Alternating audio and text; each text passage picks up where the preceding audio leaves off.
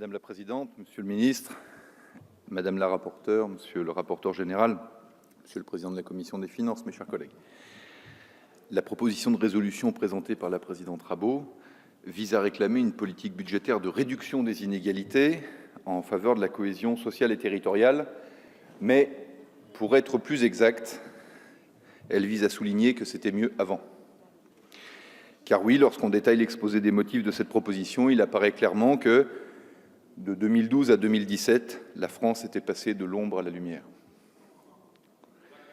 Madame la présidente Rabault, vos pairs vous reconnaissent souvent votre technicité et votre objectivité budgétaire. Mais là, si l'on en croit la proposition que nous examinons, dans la France de 2017, la dette de l'État ne s'approchait pas de 100% du PIB. Dans la France de 2017, les recettes non fiscales n'étaient pas surestimées d'1 milliard d'euros. Dans la France de 2017, les crédits des contrats aidés n'étaient pas sous-budgétisés et surtout surconsommés à mi-année en vue d'inverser la courbe du chômage, comme vous le rappeliez tout à l'heure dans votre propos introductif. Dans cette France de 2017, l'État ne dépensait pas 40 milliards d'euros en faveur du logement pour un résultat de 8 millions de mal logés ou de personnes en demande de mutation. Et dans cette France-là, la dotation globale de fonctionnement n'avait pas été rabotée par à-coups successifs de plus de 10 milliards d'euros en 4 ans. Vous l'aurez compris, cette France, celle décrite dans l'exposé des motifs, celle d'un François Hollande qui aurait été largement réélu, n'existe pas. C'est dommage, car vous proposez en premier lieu que le gouvernement présente un budget dont la priorité serait la lutte contre les inégalités sociales et territoriales. Nous ne pouvions que soutenir ce noble objectif. Du reste, quel gouvernement voudrait présenter un budget qui veuille accroître les inégalités sociales et territoriales? C'est dommage surtout car vous relevez, à juste titre, les transferts de crédits opérés pour soutenir les Outre-mer. Et il faut en effet beaucoup mieux calibrer le fonds d'urgence qui nous permet d'intervenir en cas de catastrophe climatique ou environnementale chez nos compatriotes ultramarins. Mais sur le logement, vous réécrivez l'histoire. Vous faites des 400 000 mises en chantier la conséquence de vos politiques, alors qu'il s'agissait d'un redressement mécanique suite à la loi Pinel, qui avait rendu à la France une politique du logement après l'accident industriel de la politique Duflot, la seule dans l'histoire récente qui assuma de déstabiliser les propriétaires et de construire moins. Comme une politique sportive qui bannirait les champions et refuserait les projets de stade. Sur le logement, vous faites semblant de ne pas comprendre. Ce que nous avons voulu et voté dans la loi Elan, c'est arrêter de perfuser le logement d'un bout à l'autre de la chaîne, sans résultat. Des aides à la pierre. Vous avez raison, Monsieur Jumel, je suis très heureux que vous ayez compris, mais pour autant, je ne sache pas que vous ayez voté la loi Elan. Donc je vous réexplique. Ce que nous souhaitons dans la loi Elan, c'est arrêter de perfuser la politique du logement d'un bout à l'autre.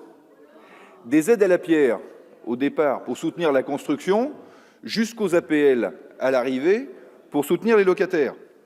Ce que nous souhaitons, c'est au contraire inciter les bailleurs à utiliser leurs capitaux propres pour bâtir et pour rénover et à renforcer les dits capitaux propres par la vente d'une partie de leur parc, en permettant au passage, et c'est le plus important, à des jeunes familles d'accéder à la propriété. C'est en effet un changement de paradigme. Nous ne pouvons pas souscrire dans ce projet de résolution à l'idée de recommencer à dépenser sans compter, en aide à la pierre, en PTZ, en TVA, en réduction de loyer de solidarité.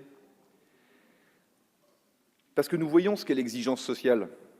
Construire plus, des logements de tout type, car, on l'oublie trop souvent, c'est principalement le logement privé qui finance indirectement le logement social. C'est ce que nous faisons en fluidifiant l'acte de construire aujourd'hui et demain, en luttant contre la spéculation foncière, comme je l'appelais ici même de mes vœux, il y a quelques jours, Monsieur le Ministre. Telle est l'ambition profonde de la majorité.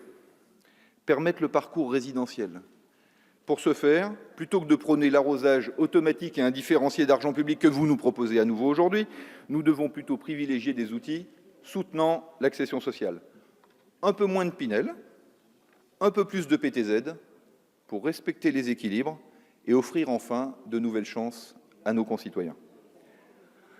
En matière d'emploi aidé, vous ne réécrivez pas l'histoire. Vous la tronquez. 200 000 emplois aidés sont maintenus pour les secteurs les plus sensibles, l'action sociale, l'insertion, le handicap, les seniors. Alors oui, ça fait moins qu'avant. C'est vrai, M. Juanico, ça fait moins qu'avant. Si, 200 000, c'est moins que 360. Mais comment sérieusement soutenir que dans le public ou le privé, on utilise des emplois subventionnés, parfois par effet d'aubaine? J'insiste en particulier sur le public. J'ai été maire, comme de nombreux députés le furent. Comment sincèrement relayer une démagogie qui prétend que les mairies ne peuvent plus animer leurs crèches et leurs écoles maternelles sans emploi aidé? Ça peut être vrai dans certaines collectivités petites ou fragiles, et il convient de les accompagner avec une nouvelle politique d'aménagement du territoire. Mais prétendre que des maires feraient le choix de s'occuper plus des pelouses et des routes que leurs enfants, qui, eux, nécessiteraient des emplois subventionnés, c'est un raccourci que jamais nous ne pourrons accepter. Enfin, sur la DGF, nous soutenons, comme vous, Madame la Présidente, depuis longtemps l'idée d'en réformer le calcul pour mieux prendre en compte les différences territoriales, la moindre capacité de développement, la faible élasticité fiscale, les efforts de gestion ou d'intercommunalisation, par exemple. Mais nous soutenons aussi la cohérence entre, d'une part, la stabilisation du montant de la DGF et, d'autre part, la contractualisation avec les territoires sur la maîtrise des dépenses.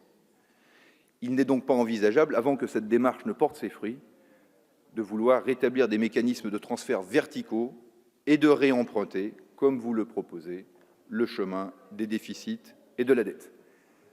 Vous le voyez donc, Madame la Présidente, avec tout le respect dû à votre groupe et à vos qualités, nous ne voterons pas cette résolution car elle propose pour l'avenir de reprendre les recettes qui, dans un passé récent, nous avaient conduits à l'échec.